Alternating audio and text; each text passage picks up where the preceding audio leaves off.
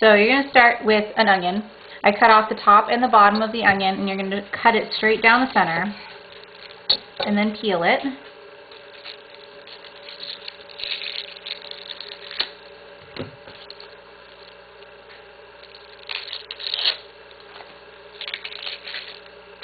And the key to cutting onions when you're going to saute them up is to cut along the veins of the onion.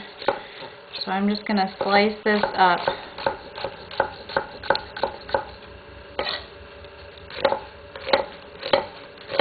Try to keep it as uniform as possible, because if you're able to do that, it'll cook more evenly.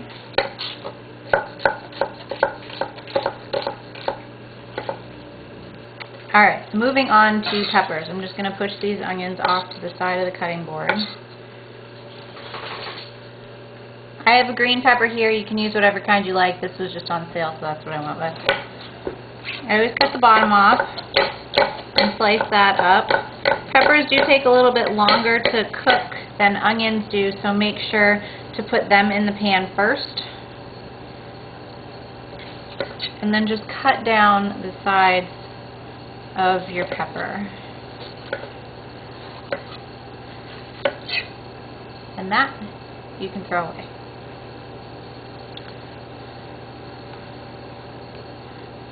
It's best to cut with the skin side down so that you have more stability when cutting. And then you're less likely to cut yourself.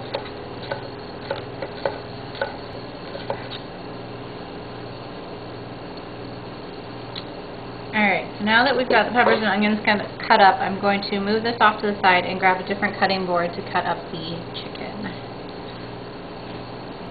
So I just have one of those little flexible cutting boards here, and then I always have just a little rubber pad that I put down so it stops it from slipping.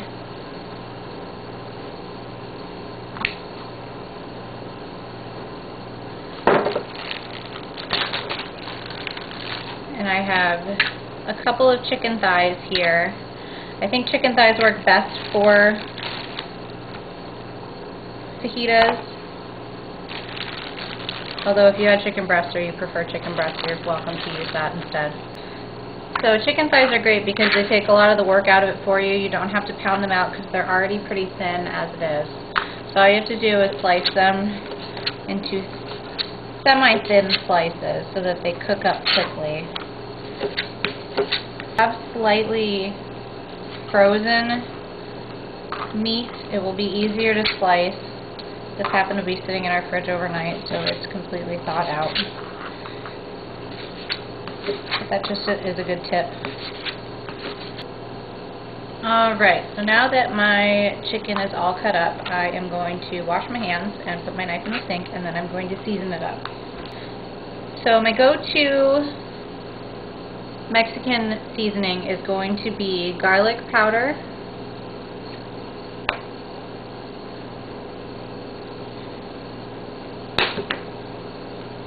onion powder,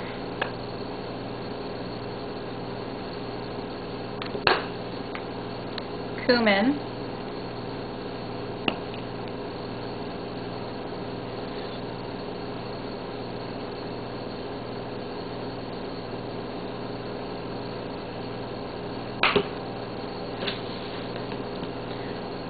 chili powder,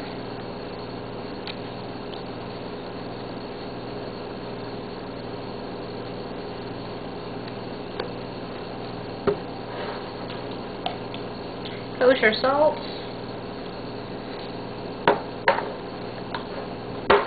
and black pepper.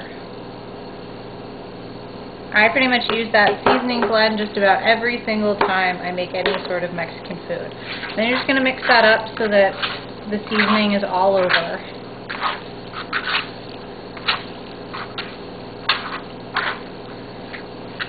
Then you're going to set it off to the side until you're done with the peppers and onions.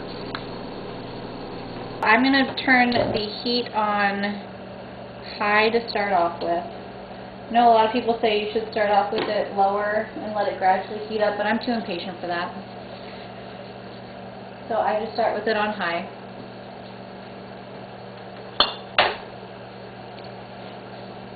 The type of oil you use is kind of a personal preference. I tend to use canola oil or any light colored oil for something like this that I don't need the super strong flavor of olive oil. But if you prefer olive oil, you just kind of put a drizzle of oil in.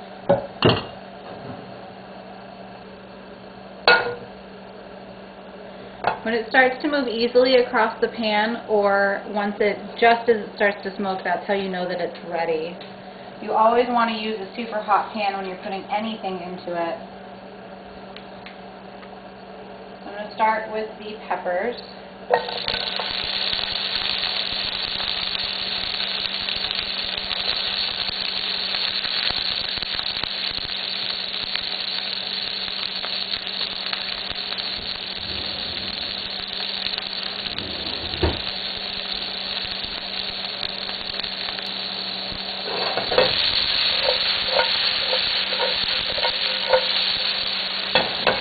Every so often toss them around. You can use a spatula or tongs, or you can just toss them in the pan, whatever is easiest for you.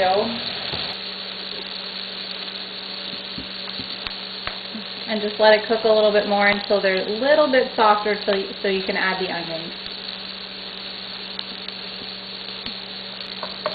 Alright, so now I'm going to add the onions.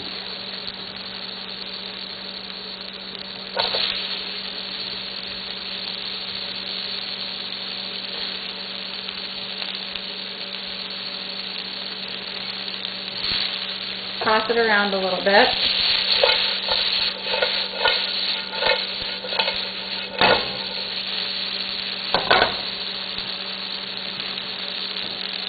Don't move it around too much or else you won't get any caramelization on any of the veggies, and you definitely want that because that will give you a whole lot more flavor. So let it sit for a minute and then you can move it around. And don't add any salt or pepper until you get a little bit of caramelization. Or liquids are going to be released and the caramelization is never going to happen. Alright, so at this point I'm going to add a little bit of salt and a little bit of pepper.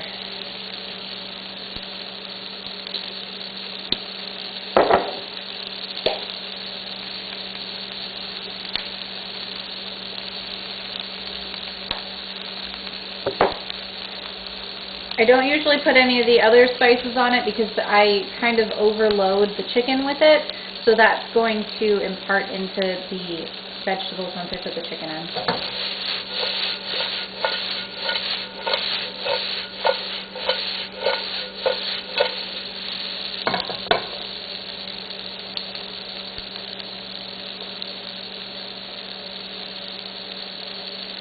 So while the vegetables still have a little bit of texture to it is when you want to add in the chicken. Otherwise your vegetables are going to be overcooked when your chicken is cooked, or your vegetables are going to be perfect and your chicken's going to be undercooked.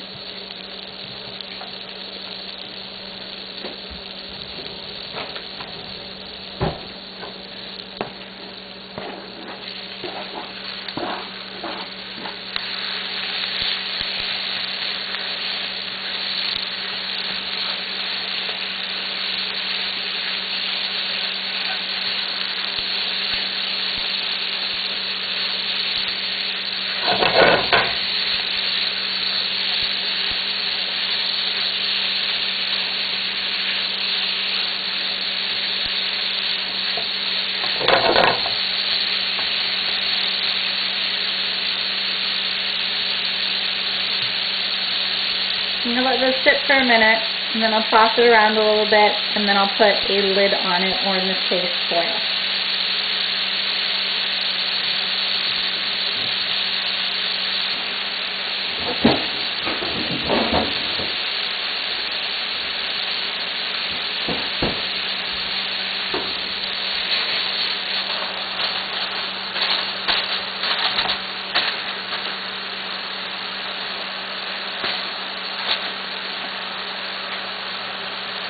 So the reason I put a lid on this is because it allows it to steam, and it's going to render a little bit more liquid, which will help it from drying out.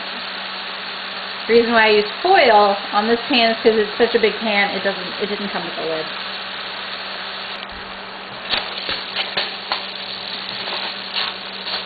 Alright, so once it's been once it's had a lid on it for a couple minutes, go ahead and stir it around.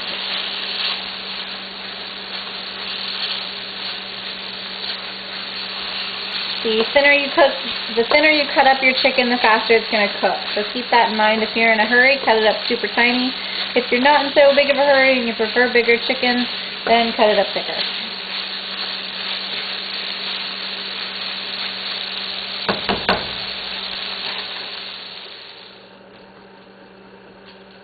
So when you're done, just put it in a platter, and of course you need your condiments to go with it. Here we have sour cream cheese and hot salsa, and of course homemade guacamole. If you would like the recipe to the guacamole, it will be linked below to my blog. And that's it, guys. See you next time.